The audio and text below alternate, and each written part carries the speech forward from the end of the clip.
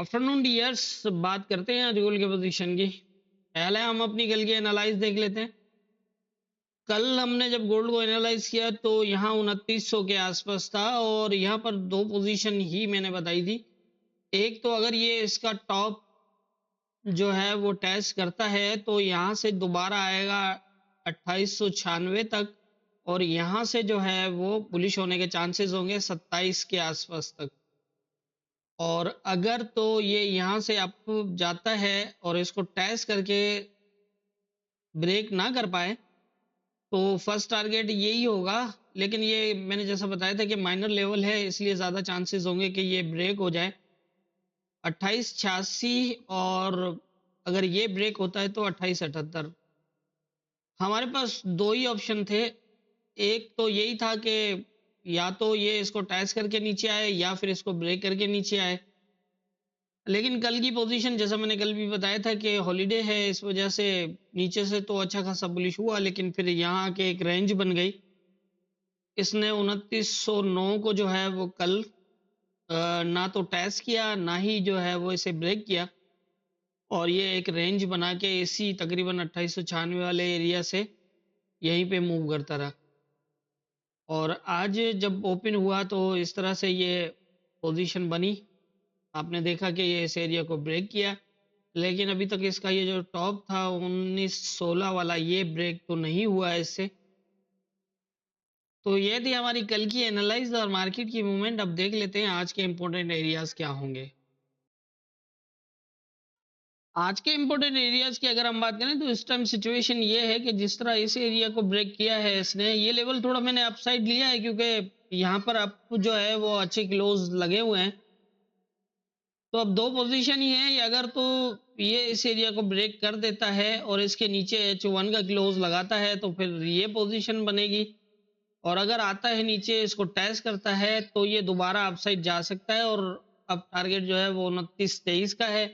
2923 हमारा वीकली जो है वो लेवल है। अगर यहाँ से रिजेक्ट होता है तो फिर ये सेम होगा। इससे नीचे जो है अब आप हमने जो है वो H1 के क्लोज पे सेलिंग देखनी है। इस तरह की पोजीशन है। अब ये लेवल अप डाउन तो ब्रेक है, इस तरह ये नीचे भी ब्रेक है, अब भी ब्रेक है। और यहाँ पर अगर देखें तो ये लेवल इसने जब नीचे ब्रेक हुआ था तो नहीं किया था, इससे ऊपर वाला ये वाला एरिया ब्रेक छोड़ गया है। अब दो पोजीशन बन सकती है, या तो ये नीचे से आके ऊपर जाए या फिर ऊपर से होके नीचे आए, इस तरह हो सकता है। अगर तो इससे ऊपर निकलता है, कोई क्लोज कर देता है H1 तक का, तो फिर ये वाली पोजीशन होगी।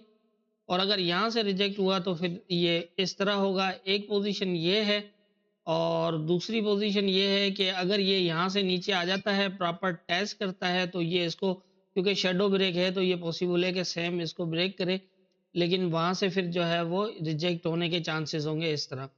ये वाली पोजीशन। और इससे नीचे अगर देखना है तो H1 का क्लोज लगे, क्लोज लग जाए, उसके बाद वेट करिएगा ये ऊपर 6-7 या इसी का टॉप 2906 या फिर 7 तक जाके और फिर नीचे की तरफ इस तरह मूव होगा। अब इसमें से यहाँ पर जो पोजीशन है वो यही है क्योंकि ये डायरेक्टली इसने आके ब्रेक किया।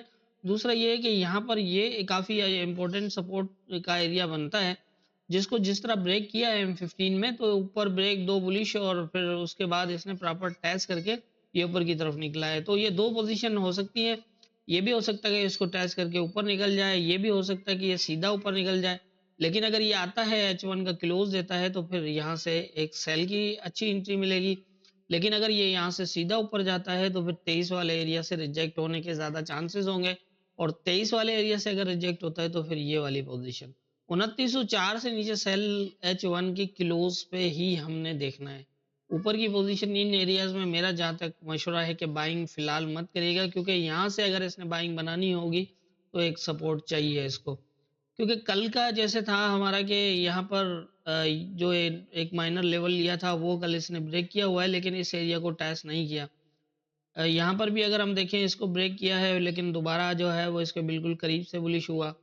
कल भी इसने ट्राई की है लेकिन ये लेवल तक नहीं आया। मीन्स के हमारे जो मेथड के मुताबिक ये है कि लेवल को रिस्पॉन्स देना ज़रूरी है, चाहे टेस्ट करे, चाहे शेडो ब्रेक करे, चाहे वो प्रॉपर टेस्ट करे, या फिर अगर थोड़ा बहुत फ़र्क हो, कोई 10 पिप के अंदर का फर्क हो तो चल जाता है, लेकिन ये ज्यादा फर्क है। तो जैसे ये था इस बेस पे तो हम कह सकते हैं। तो इस टाइम जो है वो यही पोजीशन है।